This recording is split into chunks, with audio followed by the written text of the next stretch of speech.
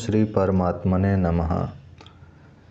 प्रेमी भक्त प्रेम के भावावेश में पिशाच से पकड़े जाने वाले मनुष्य के समान कभी तो खिलखिलाकर हंस पड़ता है, कभी जोरों से चित्कार करने लगता है, कभी भगवान की मंजुल मूर्ति का ध्यान करने लगता है, कभी लोगों के चरण पकड़ पकड़ कर उनकी वंदना करता है, फिर बार बार लंबी लंबी सांसें छोड़ने लगता है।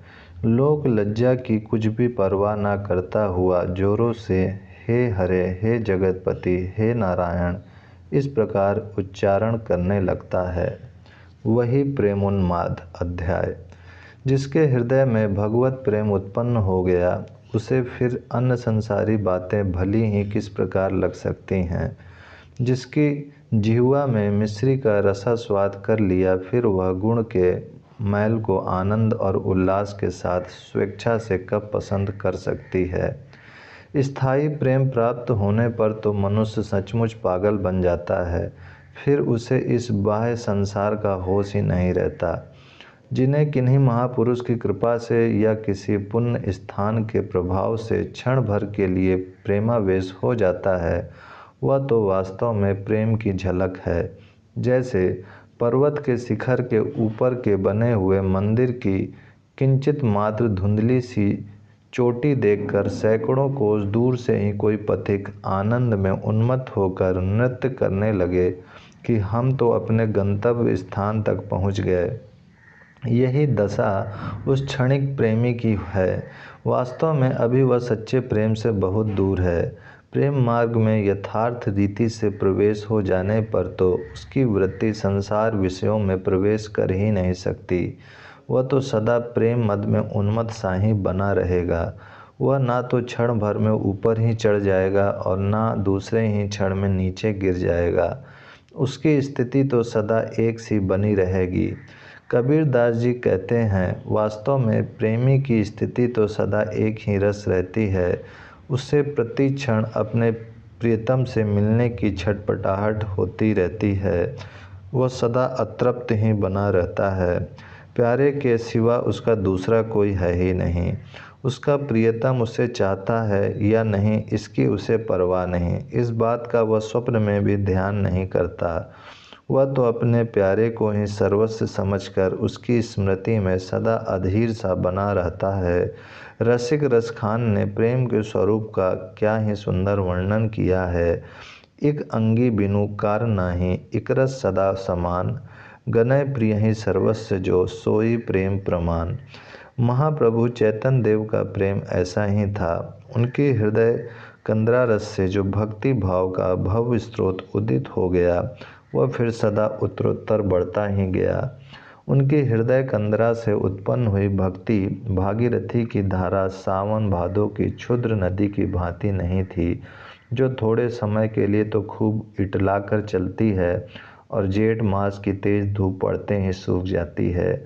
उनके हृदय से उत्पन्न हुई प्रेम सरिता की धारा सदा बहकर समुद्र में ही जाकर मिलने वाली स्थायी थी। उसमें कमी का क्या काम। वह तो उत्तरोत्तर बढ़ने वाली अलौकिक और अनुपम धारा थी। उसकी उपमा इन संसारी धाराओं से दी ही नहीं जा सकती। वह तो अनुभव गम्य ही है। महाप्रभु जब से गया से लौटकर आए हैं, तभी से उनकी विचित्र दशा है। वे भोजन करते करते सहसा बीच में ही उठकर रुदन करने लगते हैं। रास्ता चलते चलते पागलों की भांति नृत्य करने लगते हैं। सैया पर लेटे लेटे सहसा उठकर बैठ जाते हैं और हाँ कृष्ण कहकर जोरों से चिल्लाने लगते हैं। कभी कभी लोगों से बातें करते करते बीच में ही जोरों से ठहाका मारकर हंसने लगते हैं। रात भर सोने का नाम नहीं, लंबी लंबी सांसें लेते रहते हैं। अधीर होकर अत्यंत विरह की भांति हिचकियाँ भरते रहते हैं और उनके नेत्रों से इतना जल निकलता है कि संपूर्ण वस्त्र गीले हो जाते हैं। विष्णु प्रिया इनकी इस ऐसी दशा देखकर भयभीत हो जाती है और जाकर अपनी सास से सभी बातों को कहती है। सची माता पुत्र की दशा देखकर दुख से कातर होकर रुदन करने लगती हैं और सभी देवी देवताओं की मनौती मानती हैं। वे करुणा भाव से अधीर होकर प्रभु के पाद पदों में प्रार्थना करती हैं, हे अशरण शरण, इस दीनहीन कंगालिनी विधवा के एकमात्र पुत्र के ऊपर कृपा करो। दयालु, मैं धन नहीं चाहती, भोग नहीं चाहती, सुंदर वस्त्र आभूषण तथा सुस्वादु भोजन की मुझे इच्छा नहीं। मेरा प्यारा, मेरा जीवन का सहारा, मेरी आँखों का तारा, यह निमाई स्वच्छ और निरोग बना रहे, यही मेरी प्रार्थना है। माता बार बार निमाई के मुख की ओर देखती और उनकी ऐसी दयनीय दशा देखकर अत्यंत ही दुखी होती। महाप्रभु अब जो भी काम करना चाहते उसे ही नहीं कर सकते। काम करते करते उन्हें अपने प्रियतम की याद आ जाती और उसी के विरह में बेहोश होकर गिर पड़ते। ठीक ठीक भोजन भी नहीं कर सकते। स्नान संध्या पूजा का उन्हें कुछ भी होश नहीं। मुख से निरंतर श्री कृष्ण के मधुर नामों का ही अपने आप उच्चारण होता रहता है। किसी की बात का उत्तर भी देते हैं तो उसमें भी भगवान की अलौकिक लीलाओं का ही वर्णन होता है।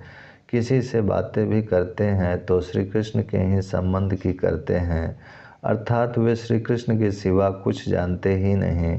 श्री कृष्ण ही उनके प्राण हैं, श्री कृष्ण ही उनके धन हैं, अर्थात उनके सर्वस्व श्री कृष्ण ही हैं। उनके लिए संसार में श्री कृष्ण के अतिरिक्त और कुछ है ही नहीं। प्रभु के सब विद्यार्थियों ने जब सुना कि गुरुजी गया धाम की यात्रा करके लौट आए हैं तो एक एक करके उनके घर पर आने लगे और पाठशाला में चलकर पढ़ाने की प्रार्थना करने लगे।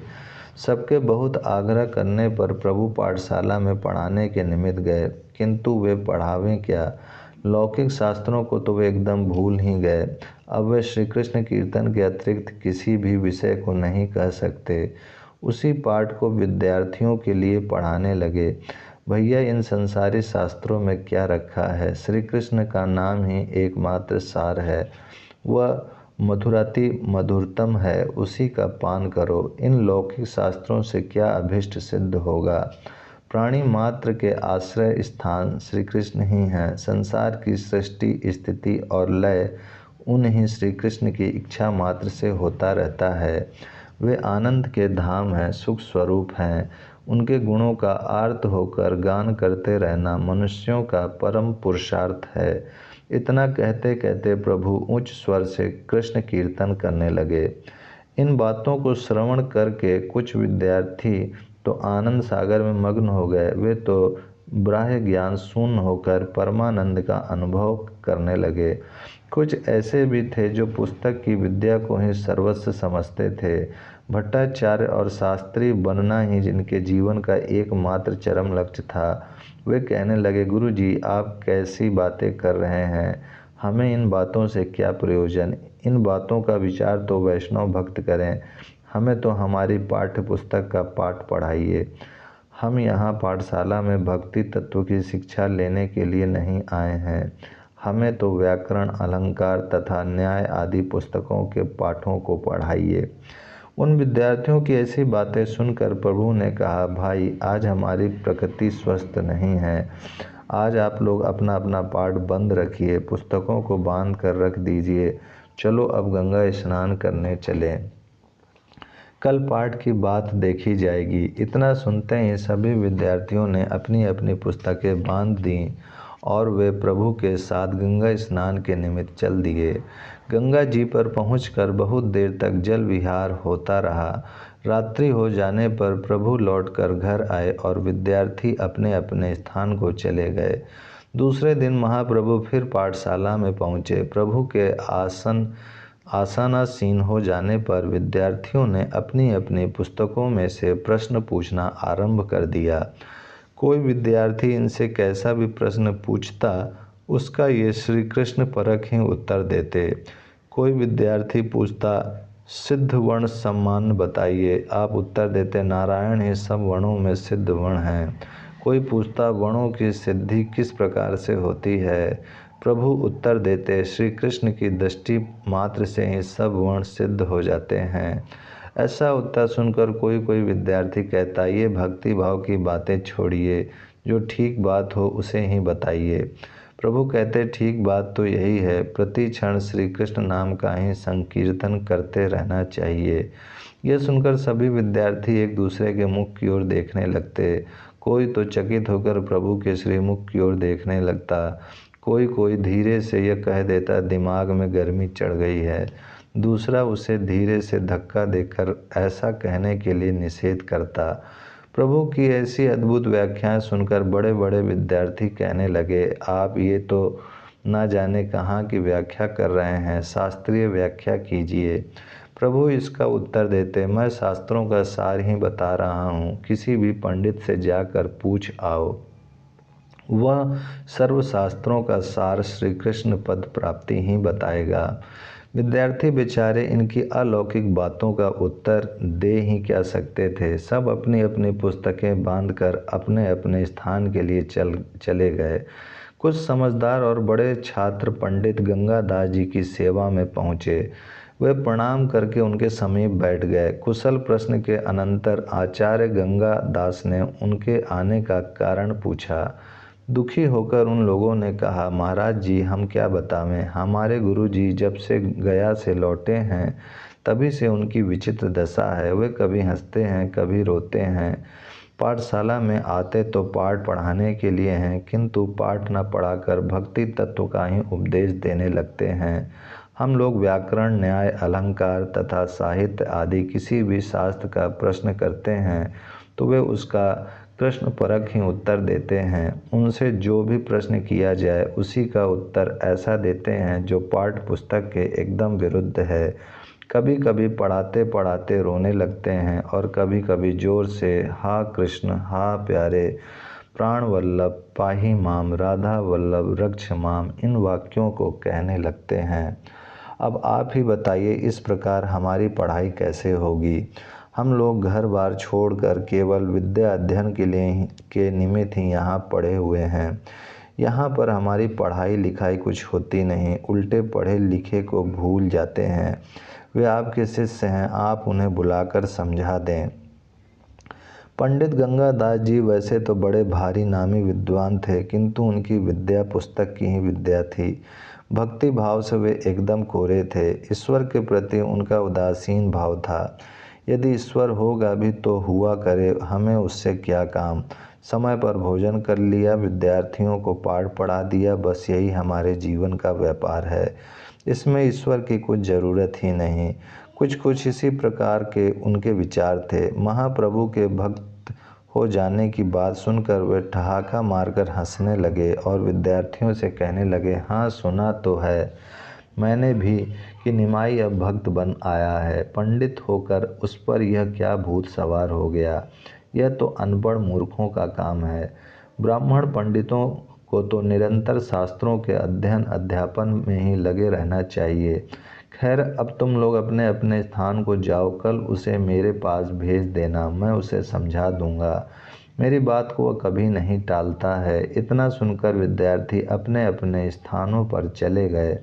दूसरे दिन प्रभु से विद्यार्थियों ने कहा, आचार्य जी, आज आपको अपने यहाँ बुलाया है, आगे आपकी इच्छा है, आज जाइए या फिर किसी दिन हो आइए। आचार्य गंगादास जी का बुलावा सुनकर प्रभु उसी समय 2-4 विद्यार्थियों को साथ लेकर उनके स्थान पर पहुँचे। वहाँ जाकर प्रभु ने अपने विद्या गुरु के चरणों की वंदना की। गंगादास जी ने भी उनका पुत्र की भांति आलिंगन किया और बैठने के लिए एक आसन की ओर संकेत किया। आचार्य की आज्ञा पाकर उनके बताए हुए आसन पर प्रभु बैठ गए। प्रभु के बैठ जाने पर साथ के विद्यार्थी भी पीछे एक ओर हटकर पाठशाला की बिछी हुई चटाइयों पर बैठ गए। प्रभु के सुखपूर्वक बैठ जाने पर वात्सल्य प्रेम प्रकट करते हुए आचार्य गंगादास जी ने कहा, निमाई, तुम मेरे प्रिय विद्यार्थी हो, मैं तुम्हें पुत्र की भांति प्यार करता हूँ। शास्त्रों में कहा है, अपने प्यारे की उसके मुख पर बड़ाई ना करनी चाहिए, क्योंकि ऐसा करने से उसकी आयु क्षीण होती है। किंतु यथार्थ बात तो कही ही जाती है। तुमने मेरी पाठशाला के नाम को सार्थक बना दिया है। तुम जैसे योग विद्यार्थी को विद्या पढ़ाकर मेरा इतने दिनों का परिश्रम पढ़ाना सफल हो गया। तुमने अपने प्रकांड पांडित्य द्वारा मेरे मुख को उज्ज्वल कर दिया। मैं तुमसे बहुत ही प्रसन्न हूँ। आचार्य के मुख से अपनी इतनी प्रशंसा सुनकर प्रभु लज्जित भाव से नीचे की ओर देखते हुए चुपचाप बैठे रहे। उन्होंने इन बातों का कुछ भी उत्तर नहीं दिया। आचार्य गंगादास जी फिर कहने लगे, योग्य बनने के अनंतर तुम अध्यापक हुए और तुमने अध्यापन कार्य में भी यथेष्ट ख्याति प्राप्त की। तुम्हारे सभी विद्यार्थी सदा तुम्हारे शील स्वभाव की तथा पढ़ाने की सरल सुंदर प्रणाली की प्रशंसा करते रहते हैं। वे लोग तुम्हारे सिवा दूसरे किसी के पास पढ़ना पसंद ही नहीं करते, किंतु कल उन्होंने आकर मुझसे तुम्हारी शिकायत की है। तुम उन्हें अब मनोयोग के साथ ठीक ठीक नहीं पढ़ाते हो और लोगों ने भी मुझसे आकर कहा है कि तुम अनपढ़ मूर्ख भक्तों की भांति रोते गाते तथा हंसते कूदते हो। एक इतने भारी अध्यापक हो ऐसी बातें शोभा नहीं देती। तुम विद्वान हो, समझदार हो, मेधावी हो, शास्त्रज्ञ होकर मूर्खों के कामों की नकल क्यों करने लग गए? ऐसे ढोंग तो वे ही लोग बनाते हैं जो शास्त्रों की बातें तो जानते नहीं, विद्या बुद्धि से तो हीन है, किंतु मूर्खों में अपने को पुजवाना चाहते हैं। वे ही ऐसे ढोंग रचा करते हैं। तुम्हें इसकी क्या ज़रूरत है? तुम तो स्वयं विद्वान हो। बड़े बड़े लोग तुम्हारी विद्या बुद्धि पर ही मुग्ध होकर मुक्त कंठ से तुम्हारी प्रशंसा करते हैं और सर्वत्र तुम्हारी प्रतिष्ठा करते हैं। फिर तुम ऐसे अशास्त्रीय आचरणों को क्यों करते हो? ठीक ठीक बताओ, क्या बात है? ये सब बातें सुनकर भी प्रभु चुप ही रहे। उन्होंने किसी भी बात का कुछ भी उत्तर नहीं दिया। गंगादास जी ने अपना व्याख्यान समाप्त नहीं किया। वे फिर कहने लगे, तुम्हारे नाना नीलांबर चक्रवर्ती एक नामी पंडित हैं। तुम्हारे पूजा पिता भी प्रतिष्ठित पंडित थे। तुम्हारे मातृकुल तथा पितृकुल में सनातन से पांडित्य चला आया है। तुम स्वयं भारी विद्वान हो। तुम्हारी विद्या बुद्धि से ही मुग्ध होकर सनातन मिश्र जैसे राज पंडित ने अपनी पुत्री का तुम्हारे साथ विवाह किया है। नवद्वीप की विद्वमंडली तुम्हारा यथेष्ट सम्मान करती है। विद्यार्थियों को तुम्हारे प्रति पूर्ण सम्मान के भाव हैं। फिर तुम मूर्खों के चक्कर में कैसे आ गए? देखो बेटा, अध्यापक का पद पूर्व जन्म के बहुत बड़े भाग्यों से मिलता है। तुम उसके काम में असावधानी करते हो, यह ठीक नहीं है। बोलो, उत्तर क्यों नहीं देते? अब अच्छी तरह से पढ़ाओगे ना? नम्रता के साथ महाप्रभु ने कहा, आपकी आज्ञा का पालन करने की भरसक चेष्टा करूँगा। क्या करूँ? मेरा मन मेरे वश में नहीं है। कहना चाहता हूँ कुछ और मुंह से निकल जाता है कुछ और ही। गंगादास जी ने प्रेम के साथ कहा, सब ठीक हो जाएगा। चित्त को ठीक रखना चाहिए। तुम तो समझदार आदमी हो। मन को वश में करो। सोच समझकर बात का उत्तर दो। कल से खूब सावधानी रखना। विद्यार्थियों को खूब मनोयोग के साथ पढ़ाना। अच्छा। जो आज्ञा कहकर प्रभु ने आचार्य गंगादास को प्रणाम किया और वे विद्यार्थियों के साथ उनसे विदा हुए। ओम शांति शांति शांति।